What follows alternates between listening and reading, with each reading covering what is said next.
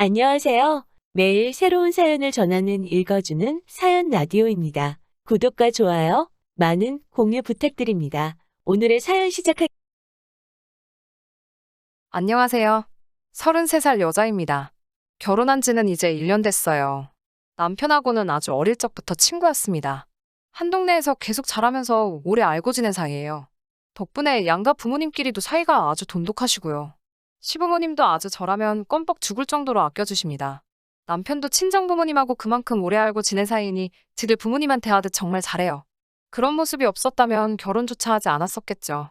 남편과는 그냥 오래 알고 지낸 친구처럼 살아왔고, 사실 이 남자랑 결혼하게 될 거라고는 꿈도 꿔본 적이 없어요.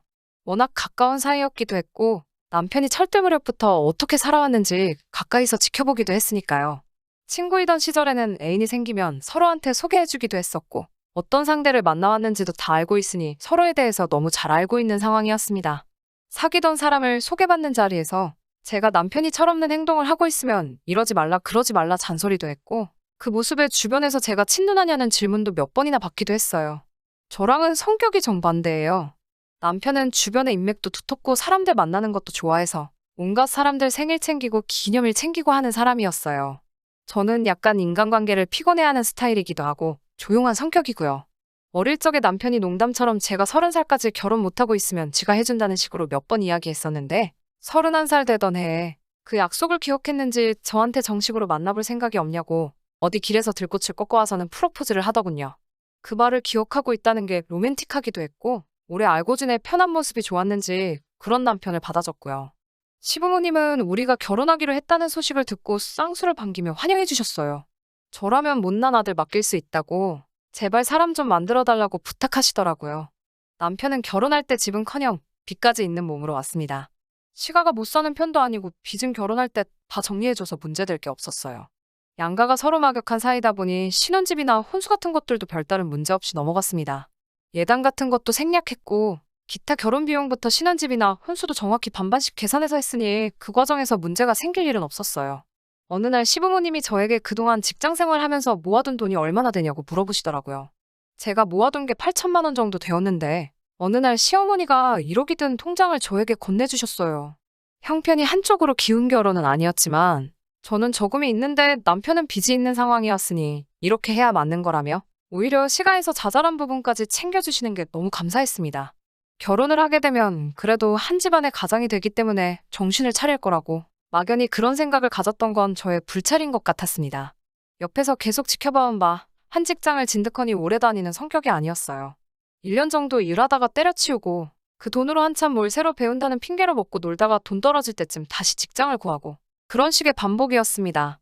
결혼을 하면 달라질까 생각을 했는데 그 성격은 어디 가질 않더라고요. 결혼하고 나서 몇 달 되지 않아서 남편이 회사를 그만두고 집으로 돌아왔습니다. 당연히 저랑 상의 한마디 없이 결정한 사직이었어요. 누구한테 인터넷으로 돈 버는 사업을 배워왔다고 1년만 있으면 아주 호강을 시켜준다며 호언장담을 하더라고요. 시부모님이 결혼자금으로 주신 돈도 그대로 있고 한동안 남편이 벌이가 없더라도 그나마 다니던 직장에서 월급을 많이 받던 편도 아니었던지라 가게에 큰 타격은 없었습니다. 제가 잘 버는 편이기도 했기 때문에 그래도 스스로 뭔가를 해보겠다는 게 대견해 보여서 허락해줬어요. 그래도 당장 사업을 한다는데 돈 한 푼 없이 시작하게 하는 건 아닌 것 같아. 시부모님이 주신 돈에서 1,000만 원을 인출해서 사업자금에 보태라고 남편 계좌로 이체해줬어요. 단, 공동으로 관리하던 통장은 제가 관리하기로 했고 남편은 수입이 생길 때까지 제가 한 달에 30만 원씩을 이체해주는 식으로 용돈을 받아 생활하기로 했습니다. 처음 2달은 열심히 하더라고요. 수입은 여전히 빵원에 가까웠지만 그래도 집에 오면 아직도 뭘 해야 한다고 딴짓도 안 하고 열심히 하고 있는 것처럼 보였고 용돈 쓰라고 줬던 돈이며 사업자금으로 준 돈도 단 한 푼도 쓰지 않고 그대로였습니다. 제 눈치를 본다고 집안 청소며 빨래며 이것저것 다 해놓았길래 그 모습도 장하다고 생각했습니다. 매번 사고뭉치에 애어른 같았던 남편이 모처럼 진중한 모습을 보여주니 그래도 뱉은 말은 지키는 사람이구나 하는 생각이 들었어요. 그런데 얼마 전에 아파트 단지에 남편이 총각인 시절에 저한테도 몇 번 소개시켜줬던 적이 있는 여자가 이사를 왔어요. 퇴근하고 집에 왔는데 현관문 앞에 여자 신발이 있길래 이 자식이 뭐 하는 건가 했는데 저한테도 민정이 알지? 하면서 우연도 이런 우연이 없다고 같은 동으로 이사와서 층마다 떡 돌리고 있는 와중에 만났다고 하더라고요. 저도 몇 번 만나본 사이라서 서로 아는 사이이기도 하고 사실은 남편이 저랑 결혼하기 전에 이 민정이라는 여자에게 관심이 있기는 했는데 민정이라는 여자는 당시 남편이 무능력하다고 단 한 번도 관심 가져준 적이 없었거든요. 당시에 둘이 연애를 시작하기는커녕 남편이 그렇게 쫓아다니기만 하다가 결국 흐지부지 된 걸로 알고 있어요. 그 뒤로 저도 만난 적은 없기는 하지만 민정 씨가 이사 온 이유가 결혼을 해서 왔다는 걸 알게 되었어도 별로 남편이 딴 생각을 하겠다거나 하는 생각도 안 했어요. 시가랑 친정이 근처이기도 하고 제정신이면 대낮부터 동네에서 딴짓하지는 않겠다고 생각했고 남편이 나쁜 마음을 먹었으면 제가 퇴근할 시간 맞춰서 이 여자를 집에 보냈겠지 하는 생각도 들었습니다. 그 뒤로 주말에 남편하고 장 보러 나가서 민정 씨네 부부를 만나기도 했는데 남편하고 꼭 달라붙어 있는 모습도 너무 사이가 좋아 보였기 때문에 그런 의심을 한 적은 한 번도 없었어요. 무엇보다 민정 씨 남편은 대기업에 다니고 있어서 제 남편과는 비교할 수가 없었거든요. 그러던 어느 날 몸이 조금 감기 기운이 있는 게 이상해서 진료소 들려서 검사를 받고 평소보다 조금 일찍 집에 들어왔는데 집에 아무도 없더라고요. 제가 평소 퇴근하는 시간 1시간 전쯤 되니 남편이 그제서야 집에 들어오더라고요. 어디 다녀왔냐고 물으니 버벅이면서 잠깐 밖에 볼 일이 있어서 나갔다 왔다고 하더라고요. 그러다가 언젠가 혹시나 하는 마음에 남편 계좌 내역을 살펴봤어요. 요 몇 달간 한 푼도 쓰지 않은 돈을 요 근래에는 꽤 많이 썼더라고요. 그렇다고 어디 이상한 데 다녀온 건 아니고 기껏해봐야 동네 식당이나 카페, 백화점, 푸드코트 같은 데서 사용한 거래 내역만 있더라고요.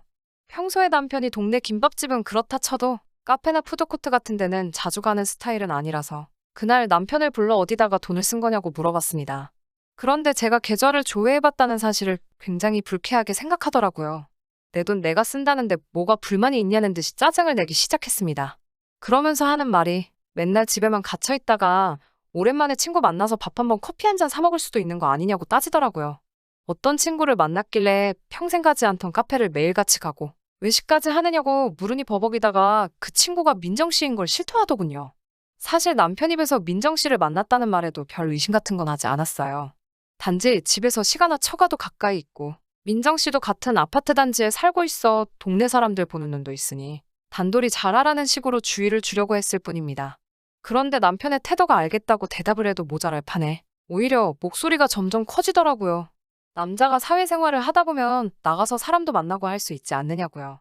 그 말에 어이가 없어서 네가 결혼 전에 좋다고 쫓아다니던 여자가 신혼살림 차려서 이사 왔는데다가 남편이 와이프 없는 동안 그 여자를 만나고 왔는데 이 정도로 넘어가주는 와이프가 세상 천지에 어딨냐고 적반하장도 작작하라는 식으로 되받아쳤어요.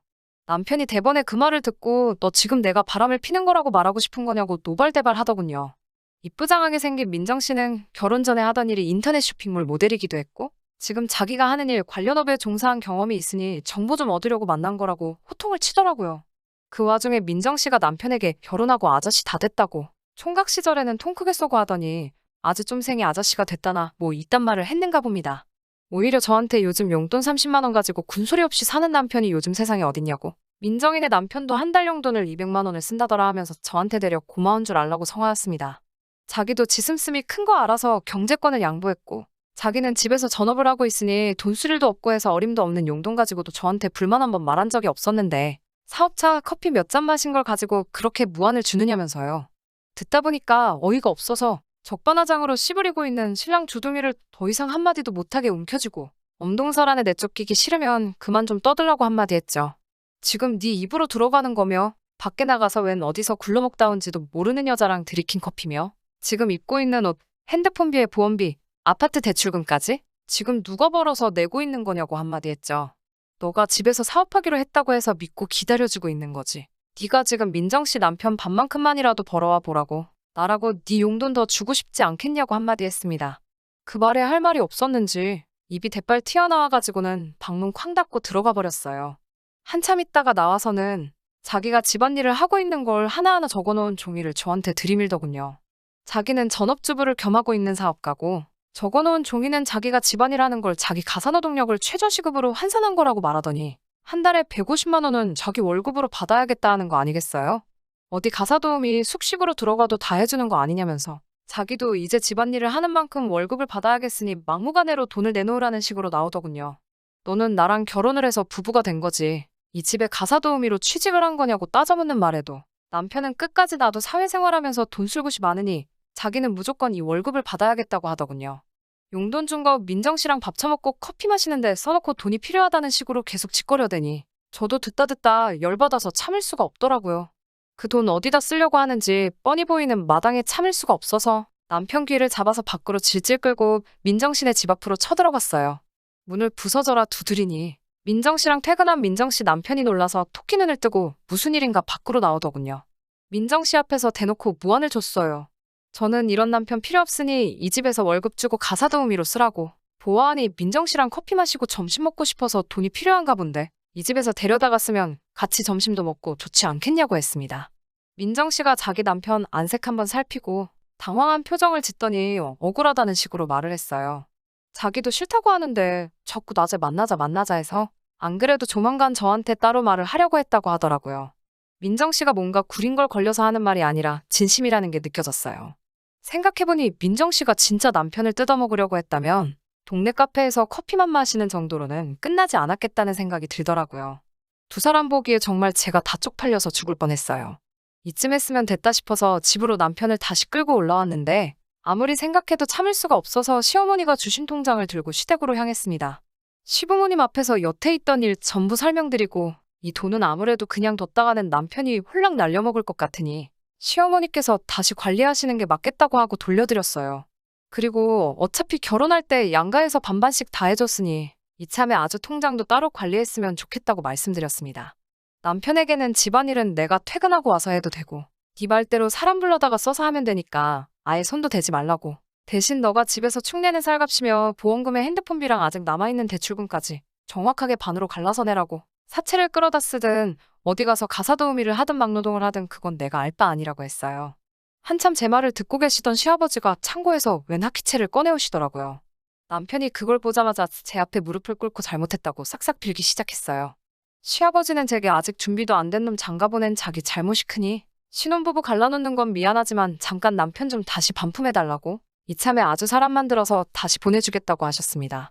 오랜만에 대가리 크고 나서부터 한동안 하지 않은 교육 좀 해야겠으니 일단 저보고는 집에 먼저 들어가 있으라고 하시더라고요. 알겠다고 말씀드리고 밖으로 나가려고 하니 남편이 저보고 제발 자기 두고 가지 말라고. 제가 이대로 가면 자기 죽는다고 하면서 엉엉 울면서 빌더라고요. 또 사업한다고 할 거야? 월급 받고 가사도우미 한다고 할 거야? 확인차 다시 물어보니 두 번 다시 뻘짓 안 하고 제 말 잘 듣고 살겠다고 한 번만 용서해달라고 하는 말에 시부모님께는 마지막으로 제가 한 번 더 해보겠다고 말하고 훌쩍대고 있는 남편을 집으로 데리고 들어왔습니다. 긴장이 풀린 건지 조용히 잠든 남편을 보고 있으니 막상 결혼 생활이 현실이란 생각이 들면서 아직 철도 안 든 남편 데리고 살려니 고생길이 훤하겠다는 생각이 듭니다.